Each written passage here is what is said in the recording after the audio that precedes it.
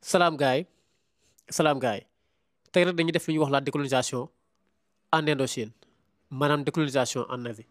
bee passé nag defoon nañ exemple Inde décolonisation en Asie la mais Inde dëkk boo xam ne Angleterre moo ko colonisé woon mais tey jii nag dañuy def Indochine maanaam dëkk boo xam ne France moo ko colonisé waaw gaay Indochine nag moom dafa nekk benn confédération française maanaam Indochine nekkul benn territoire ay territoire yu bëri la léegi mu ngi composé colonie mu ngi composé par la Cochinchine maanaam une colonie Cochinchine mais ak 4 protectorat yi kan ak kan la am nañ Annam Tonkin Cambodge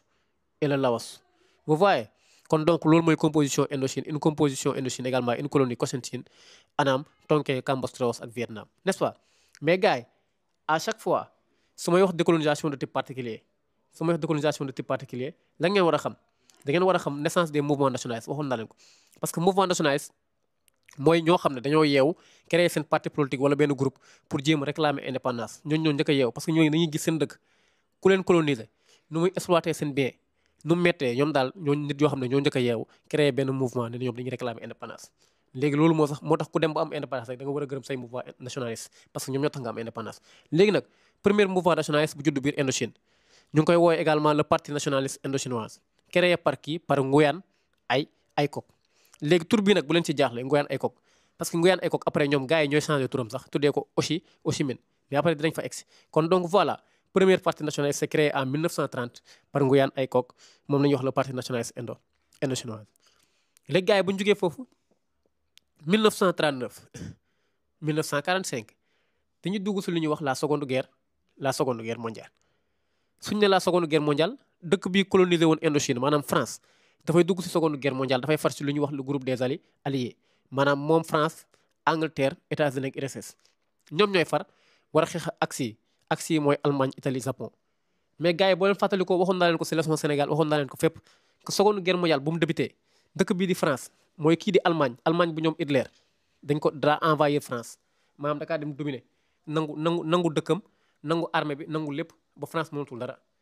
léegi kon donc début guerre bi mun naa ne mënoon nañ wax sax Allemagne moo naroon gagné parce que Allemagne moo ëppoon doole dafa envahir France kon donc France ak Angleterre suñ demee ba affaiblir rek lan moo tax Allemagne da leen dominer début bi mais donte gis ngeen à la fin alliés yi ñooy mujjee gagné parce que États-Unis ak URSS bu ñu ci duggee daal ñoo tax ñii commencé waat gagné ñii mais avant ñu ci dugg daal waa ji mu leen doon xaw a rey vous voyez léegi kon en 1940 la France subit la défaite devant l'Allemagne maanaam Allemagne da kaa envahir kon donc France mi colonisé woon Indochine est-ce que dina mënati coloniser Indochine kon donc yow doo ko tal France daal moom la tal mooy nu muy génnee si libération domination Allemagne parce que boo leen xoolee même en France poésie 20e siècle mooy période bii 1940 poésie yëpp poète français yëpp ay ñoom Paul Éluard n'est-ce pas ñoo ñëw ñëpp seen benn point de vue lañ amoon mooy lan mooy dañuy dénoncer lu ñuy wax domination allemande pour jéem a libérer France mooy poète France yooyu léegi pour wan ne rek au début de la guerre la France a été envahie par qui par l'Allemagne mais France suñ ko envahiré nangu puissance am nangu dëkkam est-ce que France dina tal ay coloniser Indochine kon mën naa ne la France n'est plus en mesure également de coloniser l'Indochine pourquoi parce que la France a subi la défaite devant l'Allemagne léegi puisque nag mënatul coloniser Indochine léegi kii ñuy wax Japon bii nii déjà rek bokkoon na ci guerre bi Japon dafay profiter moom Japon daal benn saay-saay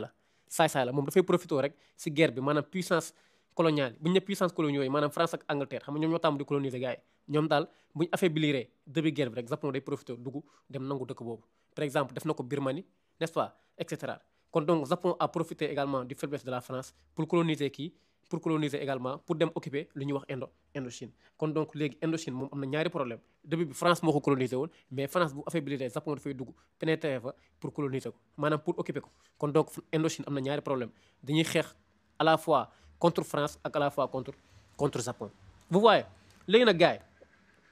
puisque également France dem na en même temps Japon ñëw kon donc léegi waa Indochine daal ñoom dañoo gën a yokk seen renfort pour jéem a xool daal danañu am indépendance léegi Ho Chi Minh nag mooy parti nationaliste indochinois bu mu créé woon da koy changé tur bi da ngay def parti national day changé tur bi def ko lan parti communiste indochinois vous voyez léegi kon parti nationaliste indochinois bu mu créé woon nationaliste mooy ñoom ñëpp mais léegi nee na ñoom daal ay communiste rek suñu ne communiste maanaam ñoom RSS lañuy topp vous voyez kon donc léegi ñoom ay ñoo xam ne waa bloc de l'Est la ñuy far RSS daal moo leen di fournir loolu mu ñu ko def en 1941 waaw bu ñu jógee foofu gars yi 1945 la moo xew c'est la fin de la seconde guerre mondiale loolu ñëpp xam nañ ko léegi seconde guerre mondiale Allemagne bi demoon au début bi Allemagne bu demoon envoyé France Allemagne bi day capituler la moo tax Allemagne capituler parce que États-Unis dugg na si guerre bi dañuy jël Allemagne ñu dóor ko Hiroshima ak Nagasaki kon donc Allemagne day capituler léegi puisque Allemagne day capituler léegi nag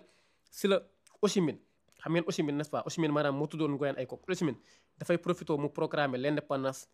n'est-ce pas de la République du Vietnam léegi moom dafay jël proclamer lu ñuy wax l'indépendance de la République du Vietnam n'est-ce pas parce que Vietnam c'est territoire indochinois yi la bokk mais indépendance bi nag attention France dafay rejeter dafay bañ indépendance parce que France gagné na guerre bi en 1945 mais France si guerre bi France lu mu perte dafa bëri Allemagne dakaa envoyé nangu dëkkam lépp la perte defoon na ko sax Sénégal conférence de Brazzaville ne dama leen di gën a exploité kon France fan la yaakaar si pays yoo xam ne ñoo leen colonisé woon kon daal selon France nekkul idée muy jox maanaam Vietnam indépendance léegi puisque jox ko indépendance loolu la lay jur France day def lu ñuy wax négociation kon donc puisque la France a rejeté donner l'indépendance ceci va aboutir à des négociations léegi France lay envoyé lu ñuy wax benn général boobu ñu ngi koy wooyu le général Thierry Darjeelia léegi puisque woon na Thierry Darjeelia léegi ñuy commencé négociation pour daal xool nan la ñuy juboowee daal ak Indochine pour bañ ko jox indépendance daal léegi négociation yi nag bëri na léegi mais bu gën a siiw mën nañ ne également la négociation du 6 mars 1946 boobu ñu ngi koy wooye accord de Saint-Denis entre Saint-Denis la ak Ho Chi Minh Saint-Denis nag moom français la Ho Chi Minh mooy leader également indochinois bu créé woon parti bi léegi si biir négociation bi lan lañ fa wax dañuy prévoir benn état république fédérale du Vietnam maanaam dañoo prévoir foofu noonu dañuy créer benn république du Vietnam comme Ho Chi Minh nekk président mais loolu Saint-Denis wax mais instant yi loolu gars yi dina dal seen xel mais nag attention mooy Thierry Darjeelia bu ñu nominé woon moom mooy ñëw nag mettre en cause lu ñuy wax accord bi maanaam day saboté loolu noonu léegi bu ko saboté nag maanaam day bañ nee na kii daal kenn xalaatu ko jox indépendance léegi kon nañuy defaat beneen deuxième accord maanaam bëri na mais ñaari ji ëpp solo beneen accord bi ñu koy wax également les accords du Fontaine jàpp leen tur bi Fontainebleau léegi bii au lieu Saint-Denis ñëw Saint-Denis moo ñëw si 6 mars bi mais bii mu ngi am en juin août n'est-ce pas léegi bii du Saint-Denis moo ñëw kan moo ñëw Thierry Darjeelia moo ñëw moo ko Ho Chi Minh mais Thierry Darjeelia nag lu jig njaaga rek moom si biir accord Fontainebleau lan la def dafay proclamer lu ñuy wax indépendance république mooy Cochinchine bii nii ngeen gisoon dafay jël mu proclamer ko jox ko indépendance kon maanaam moom lu mu bañaloon Ho Chi Minh loolu nangul par exemple loolu nangul Bao Dai maanaam mu jël def ko jox Ho Chi Minh Cochinchine indépendance pare mu ne Bao Dai yaa nekk président kon lu mu bañaloon Ho Chi Minh loolu nangul Bao Dai kon donc léegi loolu su ko defee kon lan lay jur dafay jur également problème léegi problème bi nag France nag pour mu gën a aggraver situation bi dafay attaquer ku ñuy wax Indochine fan la leen di dafay attaqué après moo tax ñu ne après également l'échec des accords du Fontainebleau parce que accord du Fontainebleau dafay échoué la moo tax mu échoué mooy lu mu jël jox ñee indépendance bañ a jox Ho Chi Minh indépendance léegi puisque day échoué français yi dañuy dem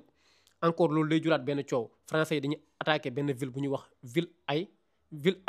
Haiphong vous voyez léegi bu ñu fa attaqué bi ville Haiphong léegi Vietnam tamit ñoom tamit ñu attaqué lu ñuy wax Hanoï n'est-ce pas kon donc léegi entre loolu noonu mooy jur lu ñuy wax la guerre kon fii nag moo ëpp solo si leçon bi kon donc cause guerre bi gis ngeen ko mën ngeen wax également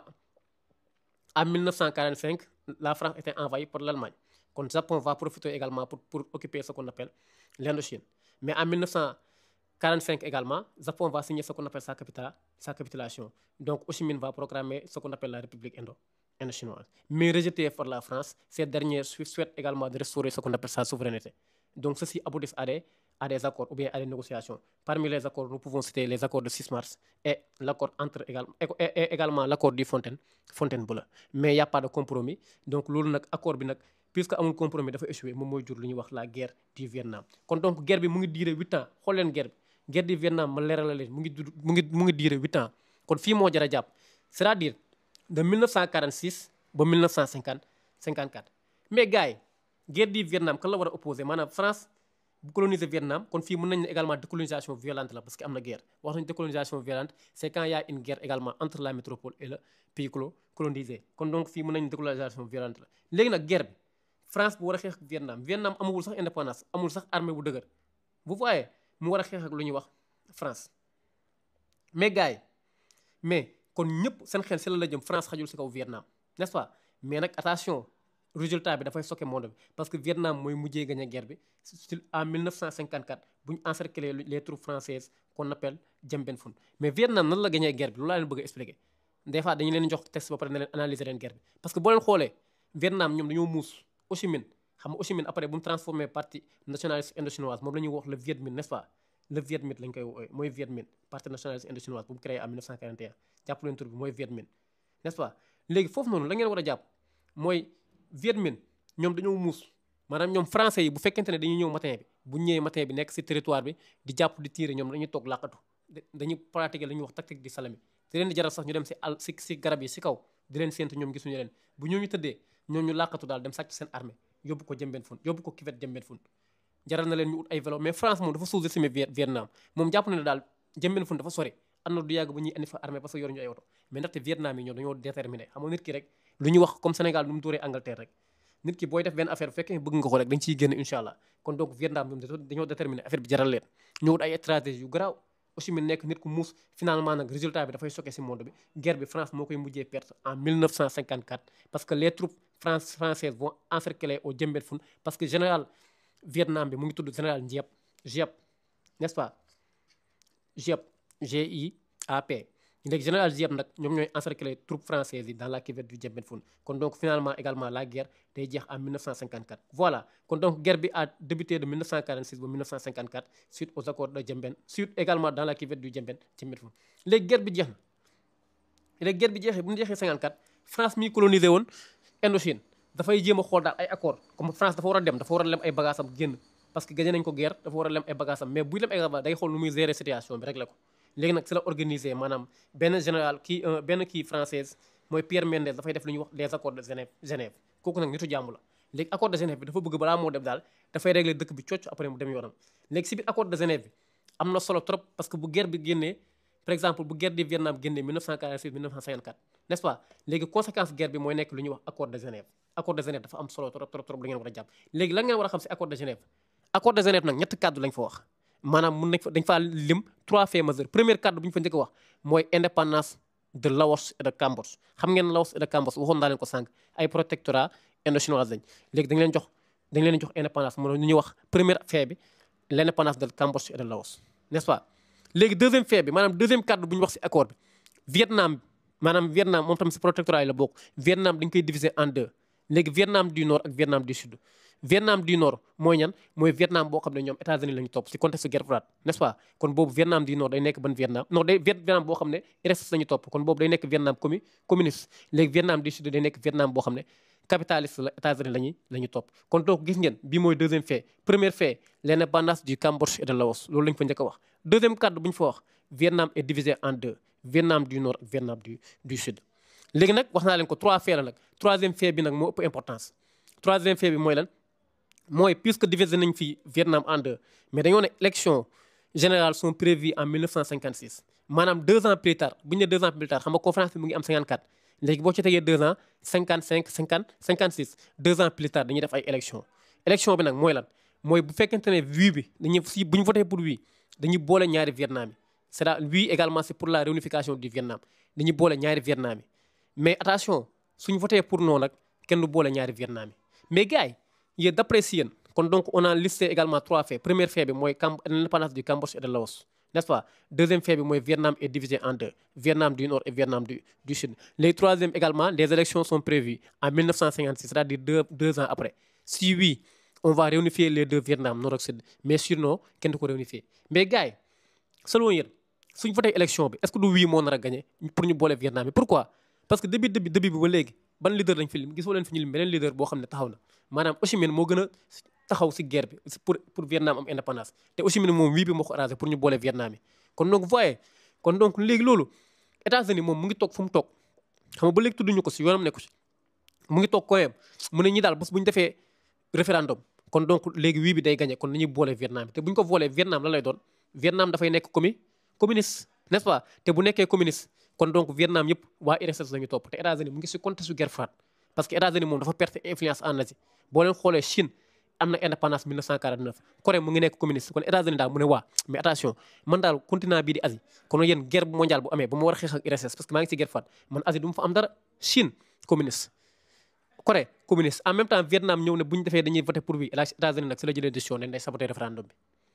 léegi nag États-Unis puisque day saboter référendum bi kon donc léegi dañoo jékki-jékki daal mu saboté ko ba référendum bi mënul am léegi Vietnam bu nord moo jékki-jékki ne day envoyé Vietnam du Sud par la force pour ñu jéem ko booloo donc Nord moo jël décision day envoyé Sud léegi loolu moo jur deuxième guerre léegi guerre bi nag intéressé wul fii mais guerre bi lan la intéressé c'est la guerre froide léegi deuxième guerre bi nekkul France ak Indochine mais kon donc une autre deuxième guerre day voir jour boo opposé kan ak kan boo opposé Indochine ak